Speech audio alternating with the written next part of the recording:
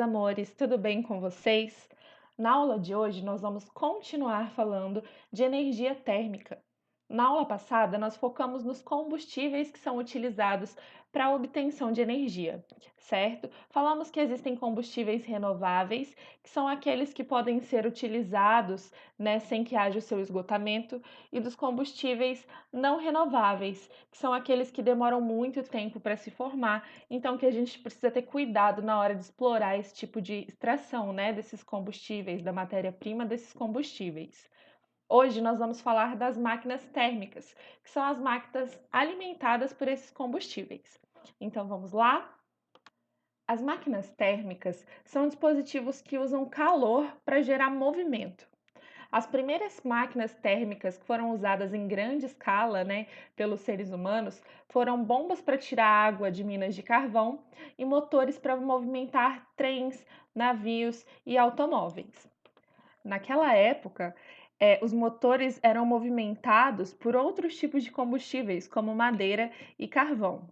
Hoje em dia, os automóveis ainda são movidos, né, por motores térmicos, por máquinas térmicas, só que são utilizados outros tipos de combustíveis, né, como a gasolina, o diesel, o gás natural e o etanol, que nós chamamos popularmente de álcool. Então, os automóveis que nós temos hoje, né, tanto os caminhões, trens, os navios, né, os carros, eles continuam sendo uma máquina térmica. O que mudou é o tipo de combustível utilizado. Então, as máquinas térmicas são dispositivos presentes no nosso dia a dia e elas vão funcionar aí a partir da queima de algum combustível que gera calor. Por isso, né, é considerado uma máquina térmica. Então, como funcionam essas máquinas térmicas? Bom, todo o dispositivo que utilizar o calor para produzir movimento vai ser considerado uma máquina térmica. E toda máquina térmica, por um lado, vai receber calor e, por outro lado, ela vai ceder calor, como a gente vai ver aqui nesse esquema. Então, o calor ele vai vir sempre de uma fonte quente, que, como eu falei, vai ser a queima de algum tipo de combustível, seja ele aí o carvão, a madeira ou a gasolina, o etanol, e parte dele vai ser lançado depois por uma fonte fria, que geralmente é o ambiente. Só que no meio desse processo, parte desse calor utilizado aí vai ser aproveitado para gerar trabalho, que é o movimento da máquina. Trabalho é um termo que a gente utiliza, né, cientificamente, que está relacionado com a ação de uma força ao longo de um deslocamento, de um movimento, certo? Então, existe trabalho quando há um movimento e ao menos aí uma força no sentido de aumentá-lo ou diminuí-lo, né? De aumentar ou diminuir esse movimento. Então, a gente pode pensar que a energia que um motor fornece para gerar o movimento é chamada de trabalho, ok? Aqui, então, a gente tem um esquema de uma máquina térmica, tá vendo? A máquina térmica aqui. Seria esse círculo aqui no meio, e a gente vê que existe aqui uma fonte quente e uma fonte fria. Bom, eu falei para vocês que toda máquina térmica, por um lado, recebe calor e pelo outro cede calor.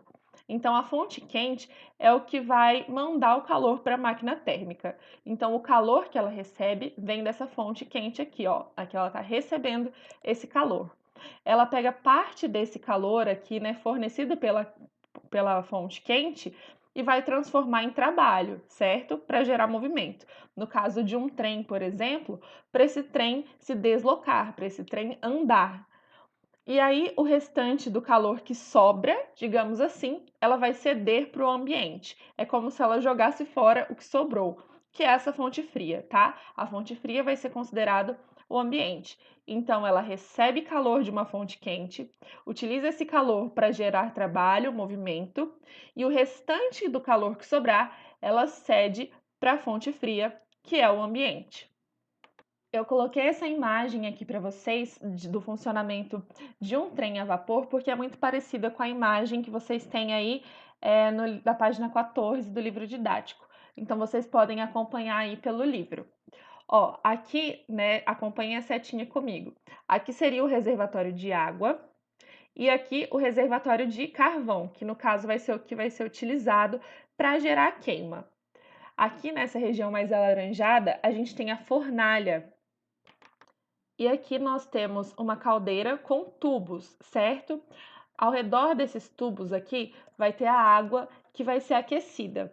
E aqui a gente vai ter uma saída para a chaminé e o local onde vai ser realizado aí o trabalho, tá? Que aí no livro de vocês está descrito como mecanismo para o movimento.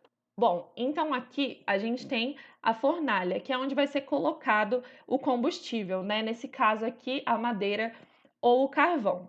A fornalha, ela é a fonte quente, certo? Nela a gente vai queimar o combustível e o ar quente vai se movimentar aí pelos tubos dessa caldeira. Como eu disse, em volta dessa caldeira aqui existe água, então esses tubos quentes vão acabar aquecendo essa água que está aqui em volta. Quando essa água é aquecida, ela vai evaporar, certo? E aí ela vai seguir aqui pelo caminho do vapor até ela chegar nesse mecanismo, né, de movimentação. Aqui vai ter ali os giros, né, que vão acontecer, que vão acontecer aí com o movimento do vapor, e esses giros vão levar energia para as rodas aí do trem, para que esse trem se movimente, né, para que ele se desloque. Então, esse vapor de água, assim como os outros gases, né, que resultaram da queima desse combustível, eles vão ser expelidos pela chaminé, né, dessa locomotiva. E aí eles vão para a nossa atmosfera, que é o meio externo, né, o que nós chamamos de fonte fria, para onde esse calor é cedido. Então a máquina recebeu o calor da fornalha, certo? Aqueceu os tubos, esses tubos aqueceram a água, gerando aí a evaporação. Essa evaporação, esse vapor de água, eles movimentam aí, né, o mecanismo de movimento do trem, né, da locomotiva a vapor, e assim vai gerar movimento para as rodas para o trem andar, para o trem se locomover. Então, o que sobrar de vapor e de gases vai ser eliminado para a atmosfera, cedendo calor para uma fonte fria, né, para o meio externo.